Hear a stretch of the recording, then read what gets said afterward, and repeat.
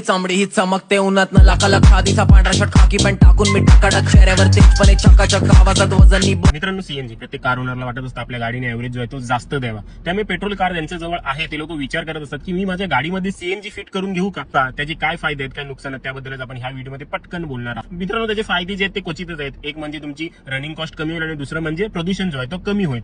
हे दोनच त्याचे फायदे आहेत. तर मित्रांनो, डिसएडव्हान्टेजेस काय काय? डिसएडव्हान्टेजेस एक नंबर आहे तो म्हणजे जेव्हा आपण बाहेरनं ते फिट करतो त्यानंतर त्याचं मेंटेनन्स खूप जास्त वाढलं जातं. मेंटेनन्स मध्ये बरेचसे गोष्टी 3 वर्षानंतर सिलेंडर चेक करणं झालं, त्याच्यामध्ये तुमचे 2,500-3,000 हजार रुपये असेच निघून जातात. आणि दुसरं म्हणजे मागच्या सस्पेन्शन वरती जोर येतो आणि सस्पेन्शन जो आहे तो जास्त लवकर काम करतो. हे झालं. आणि दुसरं डिसएडव्हान्टेज आहे मित्रांनो, म्हणजे आपली बूट स्पेस जी आहे ती कायमची निघून जाते. बूट स्पेस आपली काहीच राहत नाही. आणि मित्रांनो, चौथं डिसएडव्हान्टेज आहे की गाडीची पॉवर जी आहे ती तुम्हाला कमी फील होईल.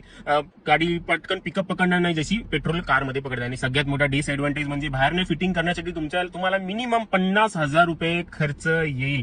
आणि 50,000 रुपये खर्च म्हणजेच जर आपण 50,000चं जर तुमच्या त्या गाडीमध्ये पेट्रोल तुम्ही टाकलं तर ती गाडी तुमची आरामात 10,000 किलोमीटर चालून जाईल. परंतु तेच तुम्ही अगोदरच ते पैसे फिटिंगमध्ये घालवत आहात. जर तुमची रनिंग अजिबात नाहीये, रनिंग खूपच जास्त कमी आहे, तर अशा वेळेला आपल्याला सीएनजी फिटिंग करण्याची काही एक गरज नाही आहे. ती सीएनजी फिटिंग त्यांनीच करावी ज्याची रनिंग दिवसाला 70-80 किलोमीटर पेक्षा जास्त आहे. परंतु गाडी जर उभीच असते तर अजिबात गरज नाही.